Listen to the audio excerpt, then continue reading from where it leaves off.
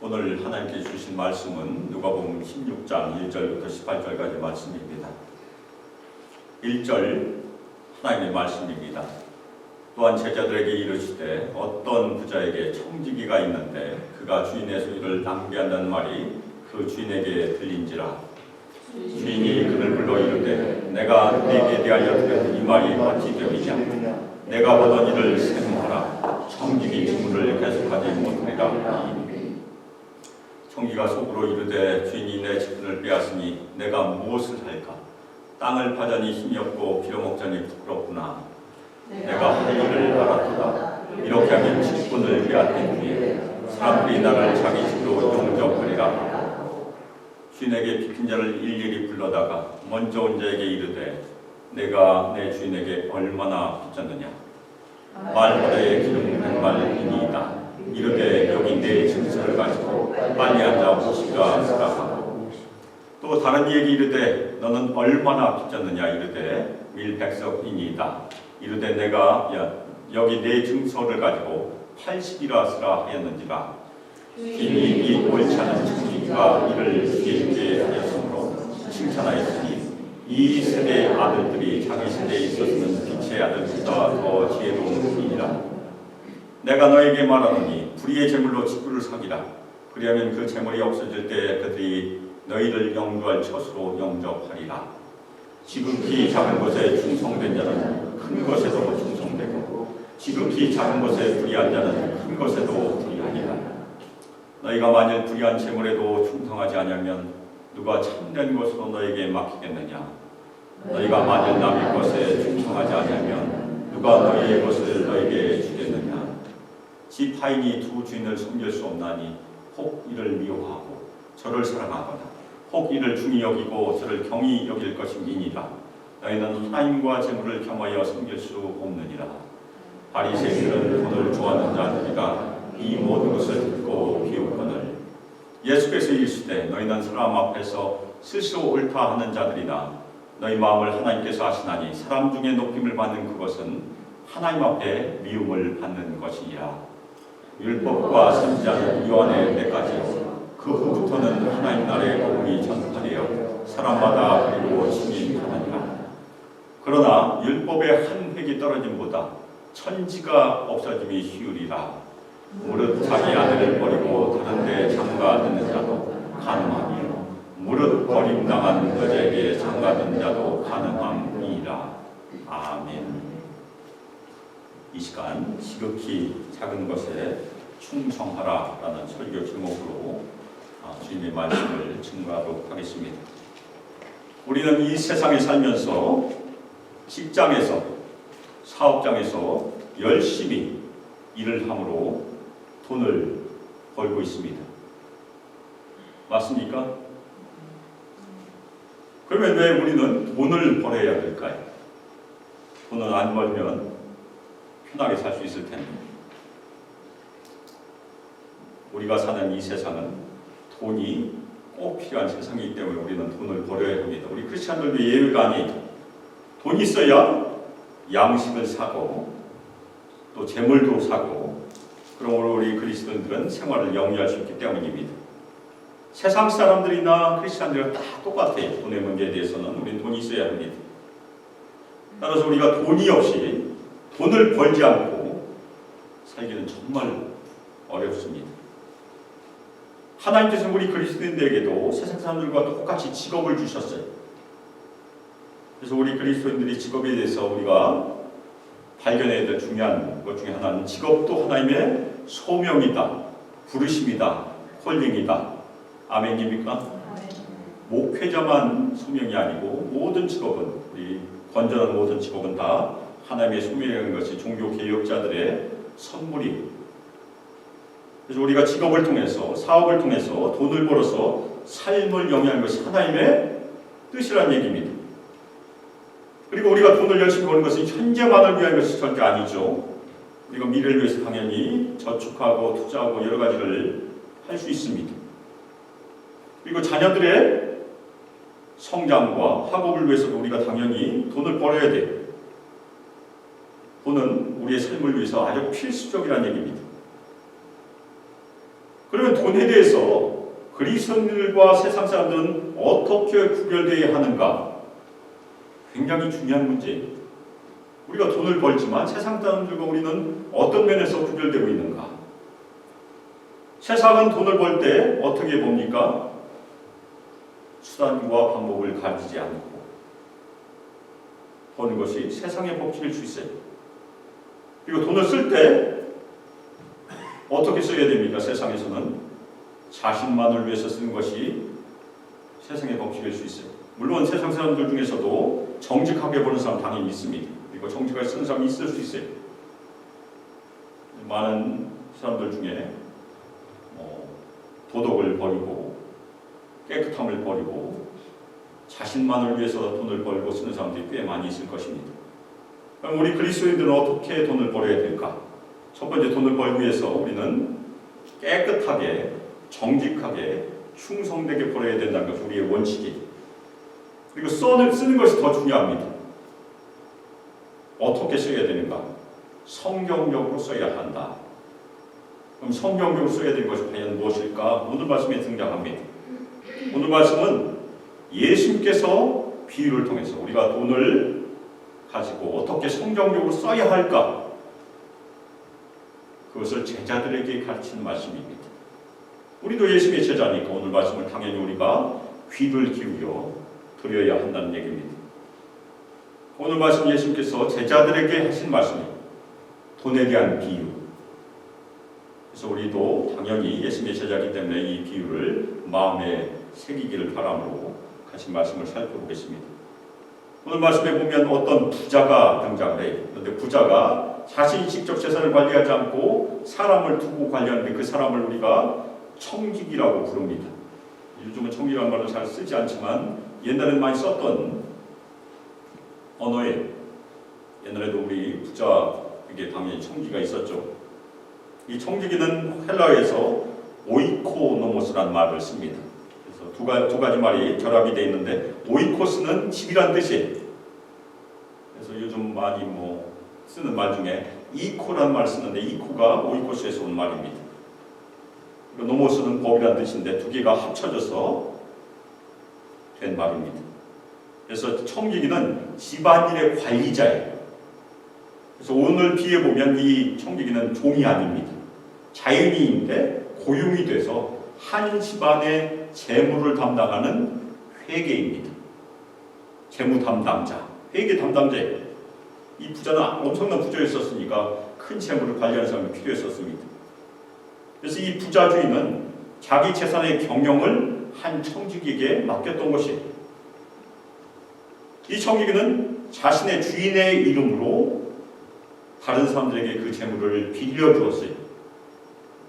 그럼 이 청지기에게 가장 중요한 덕목은 무엇입니까? 정직과 충성입니다. 정직하지 않으면 재산이 축나기 때문에 그렇습니다. 청지기가 충성스럽지 못하면 주인을 속여서 재산을 빼돌릴 수 있기 때문에 청지기의 가장 중요한 것은 정직과 충성입니다. 그런데 이 청지기는 거기서 약간 벗어나기 시작했습니다. 주인의 소유를 슬금슬금 낭비한다는 소문이 들렸어요. 주인이 들었어요. 오늘 비에 등장한 청지기는 주인에게 신실하지 못했던, 정직하지 못했던 불의한 종입니다. 불의한 청지기. 그리고 이 주인은 어떠한 선택을 하겠습니까? 그냥 내버려 두겠습니까? 아니면 자르겠습니까? 우리 성도는 어떻게 하겠어요? 고용인이 슬금슬금 돈을 빼나가는 것을 알았을 때 어떻게 하겠습니까? 아주 너그럽게 봐줄 것인가? 자를 것인가? 오늘 비에 등장한 부자는 당연히 자르려고 했어요. 대부분의 주인이 그렇게 할 것입니다. 그래서 자르기 전에 어떻게 합니까? 내게 대하여 들은 말이 무엇이냐? 네가 하던 일을 셈하라. 청지기가 혼자 그동안의 일을 다 했으니까 주인은 아무것도 몰라요. 장부도 청지기가 갖고 있습니다. 그래서 청지기에게 주인이 이제까지 하던 일을 다 셈하여 장부에 적어서 시부책에 적어서 나에게 달라고 얘기한 것입니다. 시부책이 있어야 이 주인은 다른 사람에게 또 이 재물을 담당하게 하고 빚을 받을 수 있으니까. 그리고 그 청지기 뭐라고 얘기합니까? 너는 더 이상 청지기를 할 수 없다. 드디어 쫓겨나게 된 것이. 그런데 그냥 쫓겨난 것은 아닙니다. 시간이 좀 있었어요. 왜 시간이 있었겠습니까? 장부 정리의 시간이 있었어요. 장부는 아직 청지기 손에 남아 있었습니다. 주인에게 아직 넘어가지 않았어요.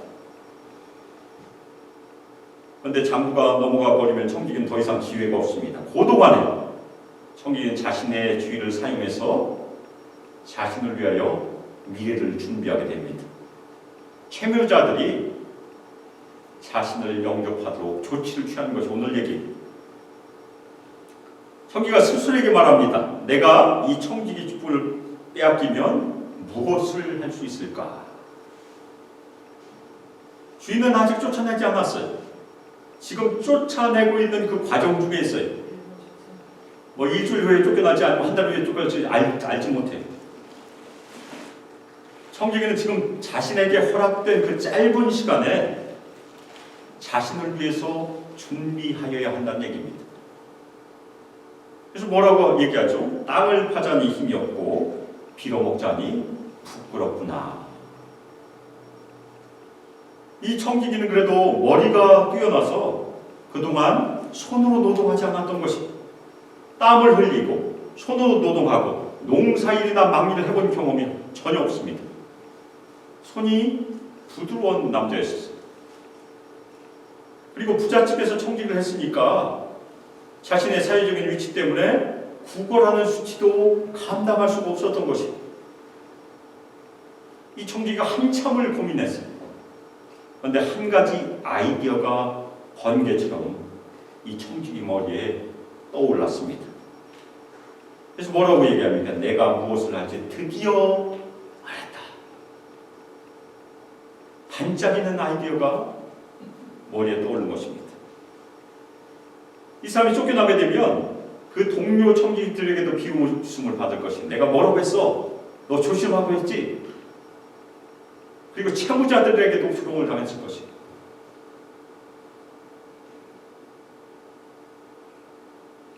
그리고 다른 곳에서 청지기로 일할 가능성이 있겠습니까? 없겠습니까? 소문이 퍼지면 당연히 일을 할 수가 없어요. 그가 이 시간 동안에 무엇을 하지 않으면 그에게는 미래가 없고 잘못하면 굶어 죽게 생겼습니다. 그래서 자신이 머리를 굴려서 내가 이렇게 할게. 직분을 빼앗긴 후에 사람들이 나를 자기 집으로 영접하리라 하는 아이디어가 떠올랐어요. 자신이 청지기직을 빼앗긴 후에 채무자들이 자신을 집으로 영접하여 자신을 먹여 살 수 있는 아이디어가 머리에 떠오른 것입니다. 그래서 그 청지기는 주인에게 빚진 자들을 하나씩 불러요. 오늘 비유에 보면 두 사람이 등장하지만 하나씩이라는 것은 여러 사람이라는 얘기입니다. 두 사람만 예수님께서 예를 드는 거예요. 아마 큰 부자니까 동네 사람들이 다 빚질 수 있어요. 하나씩 불러서 장부를 적게 됩니다. 그래서 첫 번째 사람에게 말하죠. 내 주인에게 얼마나 빚졌느냐. 이 말은 먼저 채무증서. 채무증서 누가 갖고 있죠? 이 청지기가 갖고 있어요. 그러니까 청지기가 갖고 있는 채무증서와 그 사람은 서로 확인한 것입니다. 첫 번째 사람이 기름 100마리라고 얘기했어요. 그래서 엄청 많은 양이에요. 기름 100병이 아니고 100마리니까 돈으로 한 사람은 엄청난 돈일 것입니다. 올리브유 이 카툰 뭐죠? 말로 된 그 컨테이너 50개 정도 되면 얼마 되겠습니까? 굉장히 큰 돈이에요. 그래서 여기 내 증서를 가지고 와 빨리 앉아서 50이라고 쓰라고 얘기합니다. 50을 감면해 주는 것입니다. 이제 50을 깎아주면 어떤 일이 생길 것 같습니까? 약속은 안 했지만 이 청지기는 상호성의 원칙에 근거하여 지금 행동하는 것입니다. 아마도 이 채무자가 자신이 50을 깎아줬으니까 자신에게 50을 되돌려 주게 될 것이다. 이 사람이 기대하는 원칙은 무엇입니까? 받은 만큼 되돌려 줄 수 있다는 그것을 지금 바라고 하는 일이, 이 청지기는 기름 50을 받게 되면 그것을 돈으로 바꿀 수 있으니까 사람들의 채무를 경감시켜주는 대신에 그만큼의 비용을 자신이 쫓겨났을 때 받기를 기대함으로 지금 깎아주는 것입니다. 다른 사람에게 또 말했어요. 너는 얼마나 줬느냐? 밀 100석입니다. 네 증서를 가지고 80이라고 쓰자. 빚의 20%를 깎아준 것입니다. 그럼 20%면 밀 20석인데 그냥 쉽게 얘기하면 20가마예요. 20가마. 20가마가 어느 정도 되는지 혹시 아십니까? 대략 잡아 4인 가족이 1년 이상 먹을 수 있는 양이에요. 적은 양이 아닙니다. 근데 여기서 그 다음에 그 주인이, 그 불의한 청지기가 지혜 있게 행했기 때문에 칭찬했다고 누가는 기록하고 있습니다. 이 불의한 청지기, 물론 정직하지 못했으니까 불의하다고 볼 수 있는데 이것은 그 다음에 나오는 빛의 아들들과 대비되는 말입니다. 이 세상의 통치 원리는 의가 아니고 불의라는 얘기입니다. 그래서 이 세상의 통치 원리에 입각해서 행동하는 사람이라는 뜻입니다. 자신의 이익을 위해서. 불의한 청지기는 자신의 불명확한 미래를 위해서, 자신의 이익을 위해서 행했기 때문에 주인으로부터 칭찬을 받았다고 누가 기록하고 있어요. 그런데 그 주인이 이 불의한 청지기를 칭찬한 것은 전혀 이해가 쉽지 않아요. 자신의 재산을 이미 슬금슬금 빼내가고 있었고, 그 다음에 50을 감면했으면 50을 손해받고, 20을 감면했으면 20도 손해받고, 2명밖에 없었지만 나머지 다 합치면 주인은 엄청난 손해를 보고 있는 것이, 세상의 주인이 자신을 속이고 자신의 재산을 축낸 이 청지기를 칭찬하겠습니까? 그런 사람은 많지 않을 것이고, 아마도 이 주인은 악한 주인은 아니고 너그러운 주인으로 저희가 이해할 필요가 있습니다. 여기서 성경 해석자들이 굉장히 고민을 많이 해요. 그래서 이 주인을 청지기의 주인이 아니고 예수이라고 해석하기도 합니다. 왜냐하면 헬라에서는 그의 주인이 아니고 그 주인이라고 쓰여 있기 때문에 그냥 예수이라고. 그러면 저희가 7절까지 비우고 8절은 누가의 설명이고 9절부터 이어서 나오는 9절부터 예수님의 말씀이 다시 이어진다, 그렇게 설명하기도 해요. 근데 그것은 부자연스러워요. 오늘 본문에서 예수님의 말씀은 오히려 계속 이어지는 말씀이에요. 그래서 8절에 나오는 예수님을, 주인을 예수이라고 해석할 필요는 없습니다. 오히려 저희 그 번역 중에 ESV가 있는데, English Standard Version, 아주 좋은 번역이에요. 그런데 그 ESV 스타디 바이블의 해석을 보면 도움이 될 것입니다. 제가 참조를 해보니까 굉장히 도움이 돼요. 예수님의 비유는 주인이 어떤 사람인가에 달려있지 않다는 것입니다. 오히려 그 청지기의 행동을 칭찬한 것이, 청지기를 칭찬한 것이 절대 아니고 그가 자신의 미래를 대비하기 위해서 행한 행동만을 칭찬한 것이다. 그래서 청지기가 자신의 직업을 잃었을 때 자신의 미래를 위해서 선견지명을 가지고 한 행동, 그 행동은 무엇입니까? 다른 사람들의 빚을 줄여줌으로 친구를 만든 행동이란 얘기. 그것을 주인이 칭찬한 것이다. 그렇게 이해할 수 있습니다. 그래서 예수님은 이 청지기의 행동을 뭐라고 말씀하십니까? 이 시대의 아들들이 자기 시대에 있어서는 빛의 아들들보다 더 지혜롭다고 말씀하십니다. 이 세상의 사람들은 이 땅에서 살면서 자신의 미래를 위하여 지혜롭게 행동한다는 얘기입니다. 자신의 유익을 위해서 친구를 만드는데 지혜를 사용하는데, 빛의 아들들은 누구입니까? 예수님의 제자들이. 근데 예수님의 제자들은 영원한 천국의 삶을 위해서 준비하지 않는다는 그런 경고의 말씀입니다. 굉장히 중요한 말씀입니다. 그래서 그 다음에 뭐라고 얘기하십니까? 우리 제자들이 영원한 삶을 위해서 준비할 말씀을 우리에게 주십니다. 불의한 재물로 너희를 위하여 친구를 만든다. 아멘입니까? 여기서 재물은 헬라어에서 만몬이라는 말을 쓰고 있어요. 돈만을 뜻하지 않습니다. 돈과 상응한 모든 재화가 만몬이에요. 그리고 불의한 재물이라고 하니까 재물이 불의한가? 돈이 불의한가? 꼭 그렇게 이해할 필요는 없어요. 앞에서 불의한 청지기처럼 천국에 대비해서 이 세상의 통치 원리에 해당하는 돈이라는 얘기입니다. 이 세상에 속한 재물이 불의한 재물입니다. 그럼 의로운 재물은 어디에 속해 있겠습니까? 천국에 속해 있다는 얘기입니다. 그래서 이 땅에서 자신의 재물을 다른 사람을 위하여 희생하여 친구를 만드는데, 친구를 사귀는데 자신의 궁극적인 미래를 준비하는 데 사용하라는 그런 말씀이에요. 이 땅에서 불의한 재물로 친구를 사귄 것은 우리가 미래를 준비하는 것이다. 그것이 주님의 말씀입니다. 그 다음에 뭐라고 얘기합니까? 그것이 실패할 때 그들이 너희를 영원한 처소로 영접하게 될 것이다. 여기서 그것은 돈이에요. 우리 인생 가운데 돈이 실패할 때가 있어요. 사업을 하신 분들이 항상 승승장구하면 얼마나 좋겠습니까? 항상 오르막길만 거는 사업이 있으면 누구라도 사업할 거예요. 그런데 내리막길도 있을 때가 있어요.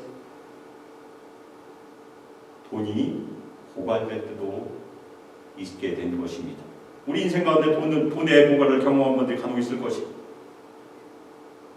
그런데 우리의 도움을 이미 받은 친구들이 우리를 영접하여 도움을 줄 수 있어요. 그것이 첫 번째 의미입니다.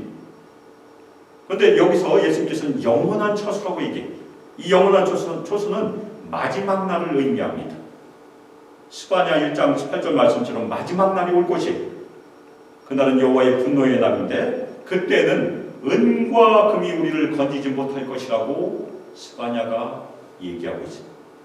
스바냐 1장 18절 그들의 은과 금이 여호와의 분노의 날에 능히 그들을 건지지 못할 것이며 이 온 땅이 여호와의 질투의 불에 삼켜지리니 이는 여호와가 이 땅 모든 주민을 멸절하되 놀랍게 멸절할 것입니다. 은과 금이 우리를 살리지 못할 때가 올 것이에요. 그때에는 당연히 이 땅의 재물이 다 사라지게 됩니다. 그때는 우리 살릴 것은 무엇입니까? 우리가 이 땅에서 불의의 재물로 친구를 사귀, 친구를 만든 그 재물이 우리를 살리게 될 것입니다. 그 재물은 어디에 쌓여있죠? 천국에 쌓여있는 보화가 그때 우리를 살리게 될 것이라는 주님의 말씀입니다. 이어서 우리가 잘 알고 있는 주님의 말씀이 등장합니다. 지극히 작은 것에 충성된 자는 큰 것에도 충성되고 지극히 작은 것에 불의한 자는 큰 것에도 불의합니다. 이 예수님의 말씀은 우리 모두가 잘 아는 경고처럼 사용하는 말씀입니다. 그 다음에 다음 구절은 큰 것을 맡긴다는 말씀이 있으니까 이 말씀을 결합하면 어떻게 됩니까? 지극히 작은 것에 충성되면 큰 것을 맡겨주시겠다. 많이 들어보셨을 것입니다.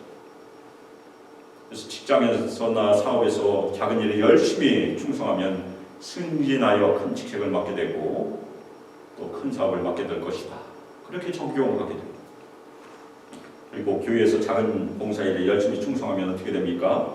결국에는 안수사님도 되고 장로가 될 것이다. 이렇게 적용할 수 있고, 작은 교회에서 열심히 충성하게 되면 큰 교회를, 큰 목회지를 맡게 될 것이다 라는 말도 적용하기도 합니다. 물론 우리가 이 세상에서 열심히 작은 일에 충성하면 이 세상의 큰 일을 맡게 될 것이다. 그것은 세상의 법칙이. 그러나 이 예수님의 말씀의 의도는 이 세상의 지혜나 법칙에 관한 것이 절대 아니라는 것이 중요합니다. 오해하면 안 돼요. 오용하면 안 된다는 얘기입니다. 이 말씀은 영원한 처수에 해당하는 종말에 관한 말씀입니다. 여기서 지극히 작은 것은 무엇을 의미합니까? 작은 돈을 의미하는 것이 절대 아니에요. 이 세상에 속한 재물을 의미합니다. 불의한 재물이 작은 것이 돈이 많고 적으면 상관이 없어요. 밀리언 달러나 빌리언 달러나 빌리언보다 더 많은 돈이 뭐죠?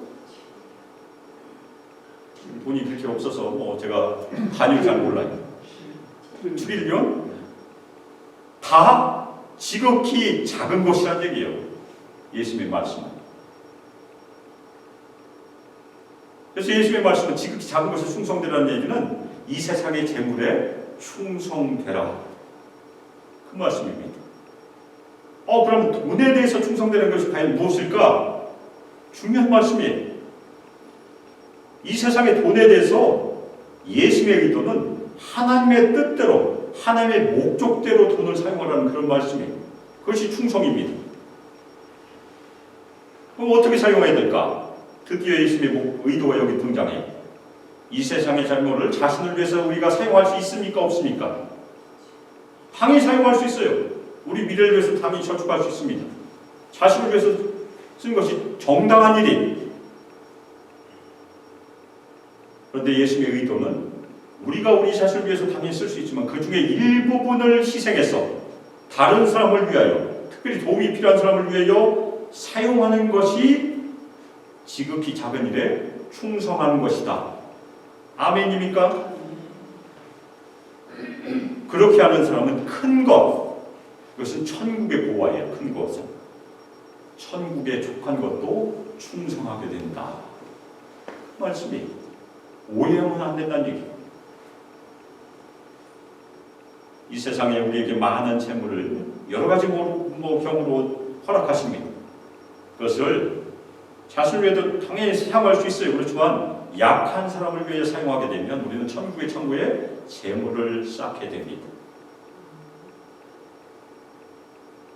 천국에 쌓는 재물이 얼마나 소용이 될까? 우리는 잘 몰라요. 그것에 대해서는 말씀을 안 하셨으니까. 근데 분명히 우리에게 필요하니까 쌓으라는 얘기. 그래서 그 다음에 많은 너희가 불의한 재물의 사용에 충실하지 못하면 누가 너희에게 참된 것을 맡기겠느냐. 우리가 이 세상의 재물을 하나님의 목적과 하나님의 뜻에 대해서 잘 사용하게 되면 천국에서 우리에게 참된 것을 맡기시겠다고 약속하십니다. 이 참된 것은 몇 번 등장해요. 우리가 예수님과 함께 천국에 가게 되면 우리에게 다스리는 직분을 허락하십니다. 만국을 다스리고 천사도 우리가 다스리고, 물론 그 내용을 우리가 정확하게 알지는 못해요. 그렇지만 하나님께서 우리에게 보여주시는 천국의 보화와 천국의 다스림은 분명히 있다는 것입니다. 12절에 보면 너희가 만일 남의 것에 충성하지 아니하면 누가 너희의 것을 너희에게 주겠느냐. 이것을 남의 것이라고 하니까 앞에 나온 주인의 것이라고 이해할 수 있는데 그렇지 않다는 얘기. 이 남의 것은 누구 것입니까? 이 세상의 주인의 것이 아니고 하나님의 것이에요. 모든 재화는 궁극적으로 하나님 것입니다. 아멘입니까? 하나님께서 우리 사람들에게 임시로 세상이 없어질 때까지 그 재화를 사용하시도록 맡기신 것이 하나님의 소유인 이 세상의 재화를, 이 세상의 돈을 하나님의 목적과 뜻을 위하여 사용하게 되면 원래는 하나님 소유인데 하나님의 나라는 누구 것입니까? 하나님 것이. 천국의 보화도 누구 것입니까? 하나님 것이. 천국의 기업도 하나님 것입니다. 그런데 하나님의 소유였던 것을 우리의 것으로 양도하시겠다는 천국의 기업의 약속이.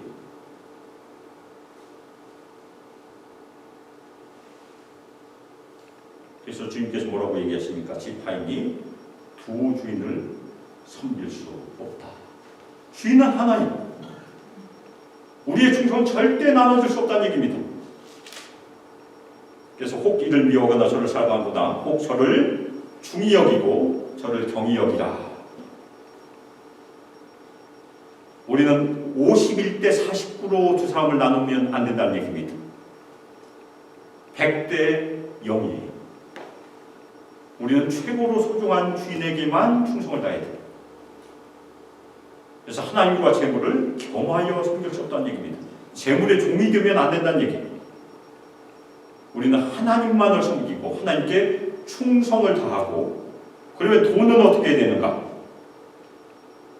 돈은 우리가 사용하는 것이, 다스리는 것이, 우리의 인생의 목적이 돈이 되어서는 안 된다는 얘기입니다. 돈은 우리의 도구란 얘기. 그래서 돈이 우리가 섬기는 대상, 추구하는 대상이 되면 우리는 만몬 신을 섬기는 우상 숭배자가 되는 것입니다. 근데 세상에 많은 사람들이 그렇게 살아요. 그런데 이 청중 가운데 바리새인들이 있었어요. 그런데 이 바리새인들이 예수님의 돈에 대한 가르침을 듣고 예수님의 가르침을 비웃었습니다. 그런데 누가가 설명을 해요. 바리새인들이 돈을 좋아하는 사람들이다. 바리새인들만 돈을 좋아하겠습니까? 거기 있는 사람들이 다 돈을 좋아했을 것이에요. 혹시 여기서 돈을 미워하는 사람들이 있어요? 혹시? 어떤 목사님이 책을 썼는데 나는 하나님 다음에 돈이 좋아. 그런 책이 진짜 있어요. 몇 분 있었어요. 혼자 하나가 아니에요. 솔직한 얘기. 바리새인들도 돈을 사랑하는 데서는 예외가 아니었다는 얘기. 그런데 바리새인들의 문제가 무엇입니까? 아닌 척했다는 것이 그들의 문제였다는 얘기예요. 돈을 사랑하는, 우리 다 돈을 사랑합니다. 오히려 바리새인들의 위선을 예수님께서 또 한 번 지적하신 것입니다. 사람들 앞에서 스스로 옳다 하는 위선, 외식, 그것을 하나님께서 하시고, 그 사람들이 자신을 옳다 하고 높이면서 사람들 앞에 존경을 받는 것을 하나님께서 미워하신다. 우리가 돈을 좋아하지만 그렇지 않은 척하면 위선이라는 얘기. 돈에 대해서 경건하고 의로운 척하면서 사람들 앞에서 존경을 받으려고 하는 것은 예수께서 지적하시는 그런 얘기라는 얘기입니다.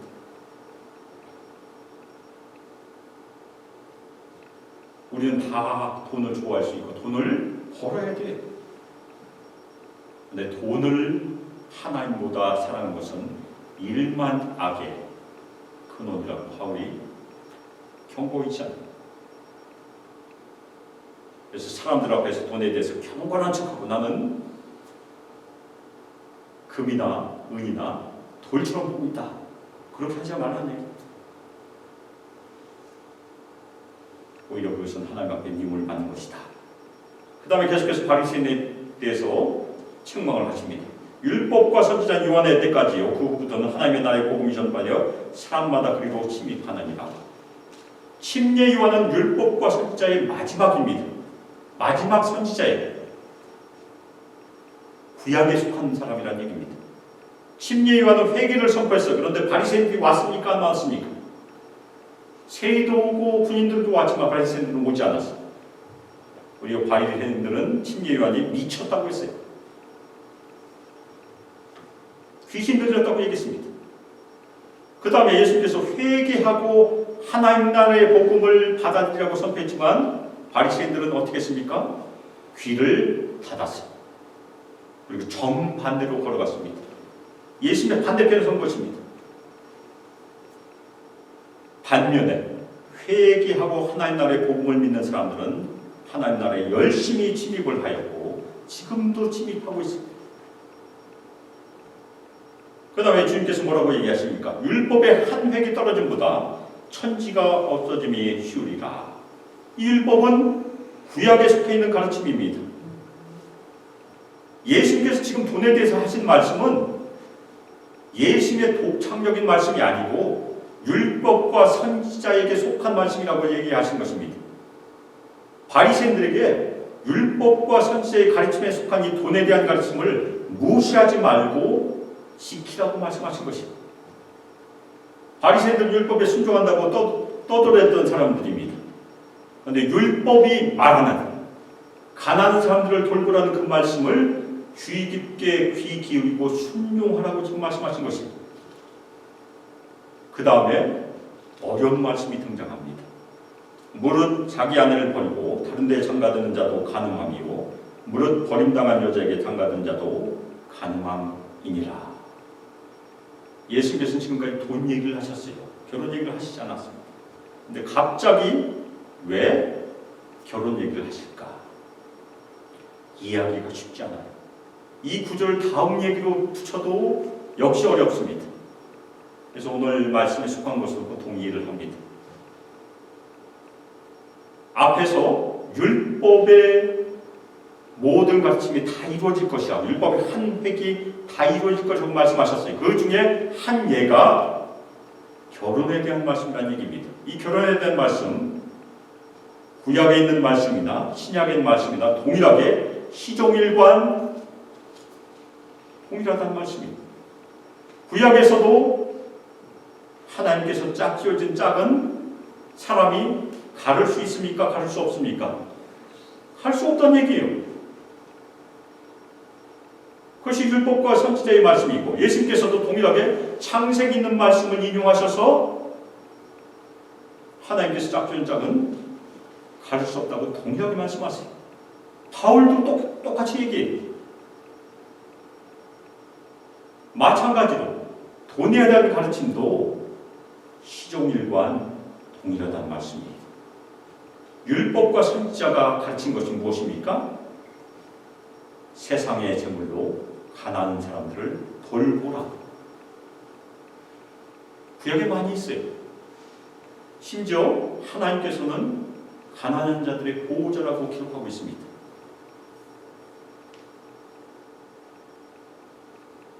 따라서 이 세상의 재물로 가난한 사람들을 돌보라는 그 하나님의 돈에 대한 목적과 뜻을 버리면 하나님의 말씀을 버린다는 얘기예요. 사람의 관계에서, 부부 관계에서 하나님의 목적과 뜻을 떠나게 되면 사람의 관계에서 재앙이 오게 됩니다. 그것이 이혼이에요. 마찬가지로 이 세상의 재물에서 가난한 사람을 돌보라 하나님의 뜻과 목적을 떠나면 사람의 관계에서도 재앙이 오고 자신이 그 재앙을 받게 됩니다. 그리고 영원한 처소를 예비하는 데서도 재앙을 가져오게 된다는 주님의 경고의 말씀입니다. 우리가 살고 있는 이 세상은 영원하지 않습니다. 이 세상이 사라질 때가 올 것이에요. 우리가 언제인지는 모르지만 마찬가지로 우리가 소유한 모든 소유는 일시적인 것이지 영원하지 않아요. 그런데 우리 그리스도인들이 이 세상에 사라진 것들, 우리가 눈으로 본 건 다 사라져요. 그런데 그대로 사라지도록 내버려둬서는 안 된다는 얘기예요. 그것이 우리의 소명이에요. 우리 이 세상에서 눈으로 보는 모든 것들, 사라진 것들을 영원한 것으로 구속할 수 있는 그런 부르심을 받았어요. 우리의 시간은 태초로부터 계속해서 흘러가고 있습니다. 그 흘러가고 있는 시간을 우리가 뭐라고 부릅니까? 1초 1초 흘러가는 시간을 크로노스라고 부릅니다. 그런데 그것을 의미 있는 시간으로 우리가 구속할 수 있어요. 그것을 우리가 카이로스라고 불러요. 부부가 집에서 의미 있는 대화를 하게 되면 그때 대화의 시간은 그냥 흘러가지 않고 기억되는 의미 있는 시간이 돼요. 자식과도 마찬가지고 다른 사람과의 관계에서도 마찬가지고 그래서 관계도 마찬가지예요. 이 세상의 관계는 우리가 세상에서 보는 사람들, 매일 보는 사람들 언젠가는 사라질 관계예요. 그런데 우리가 그 사람들에게 복음을 전하고 예수 그리스도 안에서 형제 자매가 되면 우리는 일시적인 관계를 영원한 관계로 바꿔놓는 구속하는 것이 되는 것입니다. 그 사람들을 우리가 천국에서 볼 것이니까 우리 성도들 천국에서 다 보게 될 것입니다. 그럼 여기서 보다가 천국에서 또 보게 될 텐데 그때 가면 1년을 보게 됩니까? 1000년을 보게 됩니까? 10,000년을 보게 됩니까? 영원히 보게 될 것이에요. 영원히 보게 될 우리 관계를 이 땅에서부터 잘 하셔야 돼요. 그래야 거기 가서 기쁘게 매일 보게 될 것입니다. 이거 영원한 형제, 영원한 형제 자매. 돈도 마찬가지입니다. 이 세상의 돈도 결국엔 사라지게 될 것입니다. 그래서 우리가 불의의 재물로 하나님의 나라와 하나님의 의를 위하여 사용하게 되면 돈을 구속하게 된다는 것입니다. 아멘입니까? 우리는 이 땅에서 열심히 일을 해야 돼요. 열심히 사업을 하고. 그래서 우리 모든 성도들 하시는 직업과 사업에 하나님께서 큰 은혜를 베풀어 주시고 큰 복을 부어주시기를 주님의 이름으로 축원합니다. 아멘. 그 다음에 우리가 받은 이 세상의 재물을 하나님의 나라와 하나님의 의를 위하여 약한 사람들, 가난한 사람들 위하여 재물을 사용함으로 불의의 재물로 친구를 만드시기를 주님의 이름으로 축원합니다. 특별히 오늘 말씀에서 끝에 구속이라는 말을 썼는데 구원, 우리 모든 성도들 이 세상의 재물, 불의의 재물을 하나님의 목적을 위하여 구속하여서 천국의 보화를 많이 많이 쌓으시는 삶이 되시기를 주 예수 그리스도의 이름으로 축복하며 기도합니다. 아멘. 이전 주 예수 그리스도의 은혜가 하나님의 사랑과 성령 하나님의 교통교제하심과 우리에게 권능을 부어주시고 우리에게 충만히 임하시고 우리를 늘 쇠물하게 부드럽게 인도하시고 이 땅에서 예수를 늘 신실하게 믿고 주님께서 허락하신 이 세상의 재물들, 그 불의한 재물들 하나님의 나라와 하나님의 의를 위하여 하나님의 목적과 그 뜻을 위하여 이 땅에서 가난한 사람들과 약한 사람들에게 사용하여 우리의 재물을 희생하고 친구를 사고 천국의 보화를 쌓음으로 예수님께 순종함으로 영원한 미래를 준비하기를 소망하는 우리 수많게 모든 성도들과 우리 청년들과 유스와 아이들 위해 영원토록 함께하기를 주 예수 그리스도의 이름으로 축복하며 기도합니다. 아멘.